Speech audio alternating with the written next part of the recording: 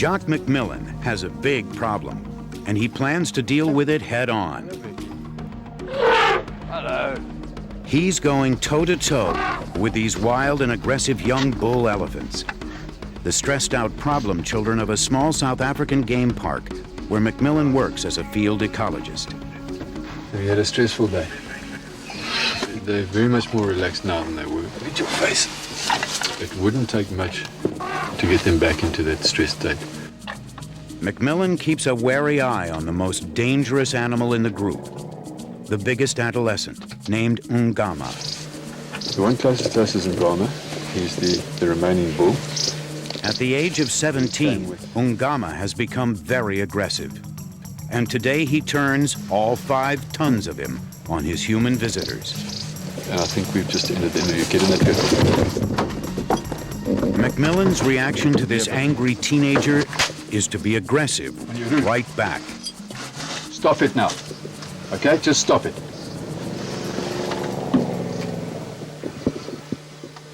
You're still not bigger than me.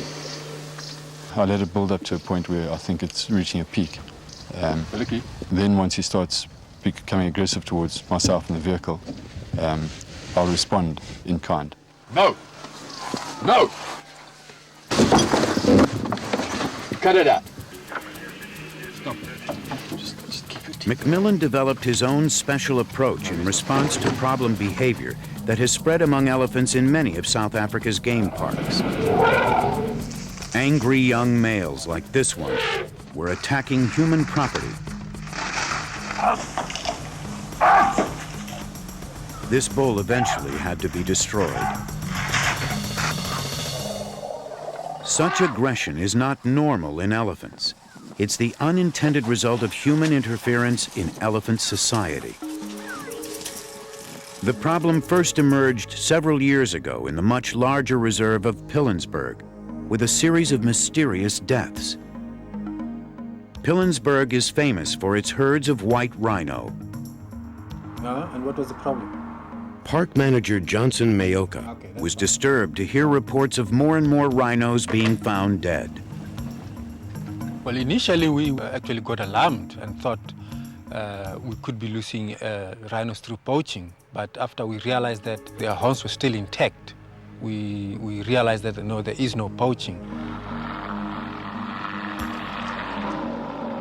Pilanesberg's staff, led by park ecologist Gus Van Dyke, had to turn from being game wardens to homicide detectives. A lot of the rhinos that were killed had obviously been injured for a long time and had taken a few days to die. Van Dyke had a hunch that elephants might be implicated, but elephants are not normally known to attack other creatures. Okay. And it's very easy quickly to see that there's no bullet holes, but when you started heading to this type of thing, then you started seeing the elephant influence. So you can see, look at that massive lesion on this animal's neck here. Elephants were suspected, but frustratingly we didn't have any concrete proof. Elephants were often seen to be associating with rhinos, but we hadn't seen any direct conflict. The evidence mounted that elephants could be responsible. There was eyewitness testimony to elephant-on-rhino violence, if not actual killing. We actually came across an incident where the elephant was actually pushing a rhino around and physically causing damage to the rhino. Van Dyke placed a careful watch on the elephant herds. Every large elephant became a possible suspect. We started then recording each individual's behavior on a rap sheet of sorts. On the 26th of April, elephant bull number 1 chasing white rhino, Mklobo Drive, ID photos taken. 29th of April, 3 days later, white rhino mortality, Mankwe Dam. 2nd of the 6th, aggressive interaction with tourist vehicle. The 8th of the 6th, aggressive encounter with tourist vehicle. Adolescent bulls became the prime suspects. The investigators knew there might be a reason for unusual behavior among them, because many of these youngsters had suffered a kind of deprived upbringing. The herds they grew up in were not typical families. They were put together artificially. It all began in the 1980s in Kruger Park, South Africa's biggest reserve. Kruger was overcrowded with elephants and began culling them. The older, bigger animals were killed. The younger ones were spared, then dispersed to other parks. Many were transplanted to Pilanesberg, and it was these animals who now seem to have grown into troublemakers. Severely unsettled in childhood, the young males had turned angry and destructive in their teens. Young stars which were brought in here had to fend for themselves without any leadership, and as they grew up, they became sort of delinquent. The juvenile delinquency had another cause: elephant biochemistry. Each troubled teenager exhibited signs of premature sexual development. They had entered a hormonal condition known in elephants as must.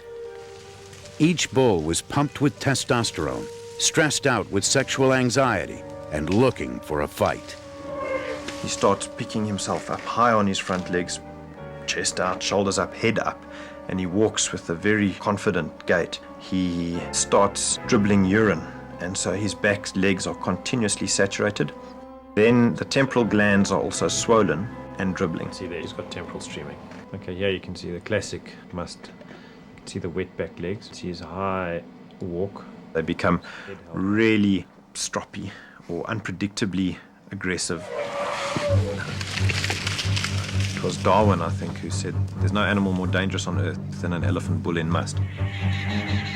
The troubled teenagers were entering must far too early. There seemed to be only one likely explanation: the absence of older males to curb their youthful exuberance. The young bulls needed role models. The bulls rely on a slow introduction to must. When he's in his middle 20s, he might just pop into must for a day or two and then be beaten by a bigger bull who's been in must for a while. Obviously, the Pilanesberg bulls at the time didn't have that. They were coming into must early and they were just having these unbelievably long, extended must periods. And those were quite clearly leading to rhino mortalities.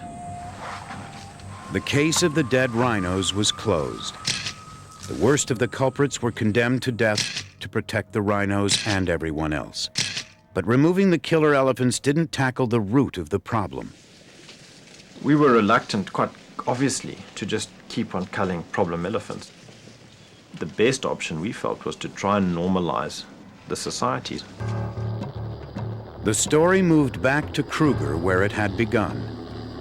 A new search was mounted there to find males of the right age group to ship to Pilanesberg as role models. But capturing large adult bull elephants is no easy matter. It required large doses of strong tranquilizers and some heavy lifting. The guys who were moving the big cows started developing techniques and transport vehicles.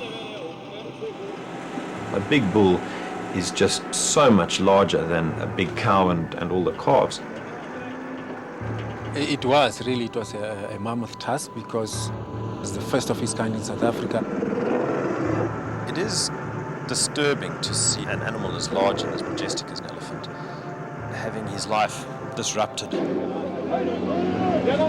There's a real art in keeping the animal awake enough to prevent him collapsing within the truck and sedated enough to prevent him getting upset and throwing his weight around inside that container.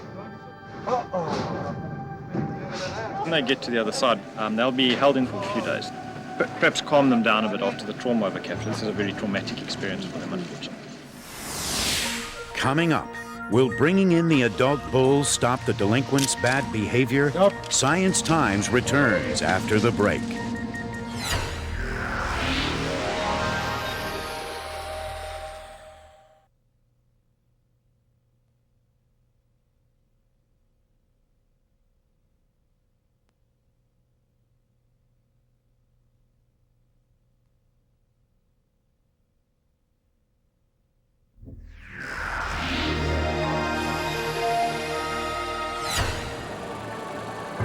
In Pilanesberg, after an arduous journey, the big bull elephants arrive.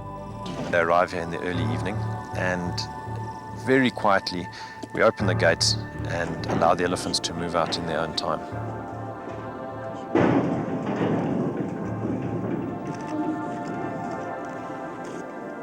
These bulls from Kruger just walked in and asserted themselves.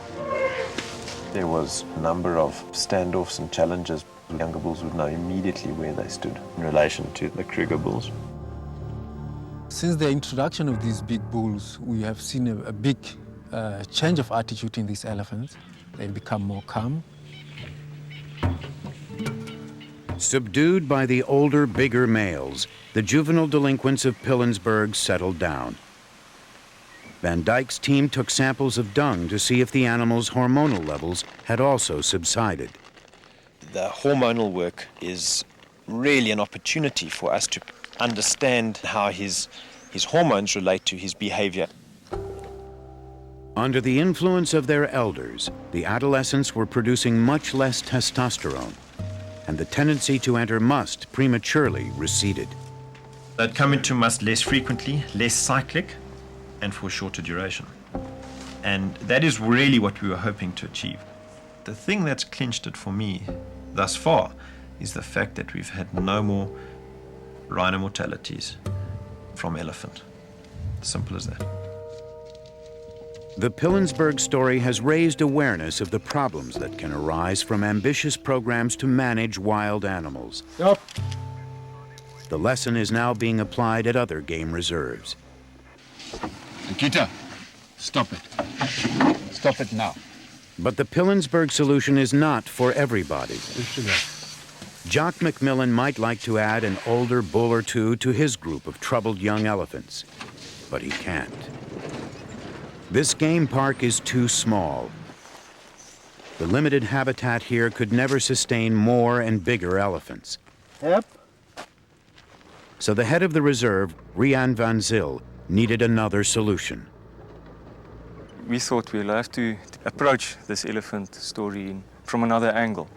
We cannot afford, size-wise, to introduce an adult bull, and then maybe we go the way of having a human that can replace that bull. The designated human turned out to be Jock McMillan. He now has the unenviable job of dominating animals many times his size. We've been successful so far in that Jock really has got a relationship with the animals. He would be dominated by a bigger elephant, and that's what you try and represent yourself as. I'm saying I am boss here. McMillan believes the underlying problem, the premature onset of must, is being held in check by this approach. We're very definitely suppressing it. Over the last 2 years, he's been into premature must a number of times, and on each occasion, by physically dominating him, he's come out of it. McMillan's approach is controversial, and not everyone believes it can work in the long term. Gus Van Dyke of the Pilanesberg Park has his doubts. It remains to be seen whether human intervention can, in fact, suppress must in any way. It's an uncertain future for reserves that cannot maintain elephant bulls. Those reserves really need to look long and hard and ask whether it is in fact worth maintaining a population that cannot function with all its normal components. We come here to relax, okay? McMillan is undeterred. He's convinced his head-to-head approach is worth the gamble. The risk that we take by doing this is far less than the risk that we take by doing nothing.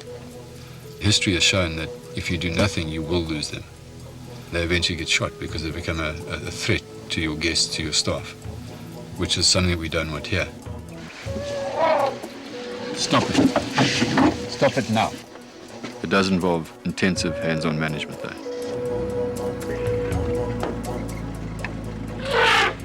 But I'm pretty confident that it'll work.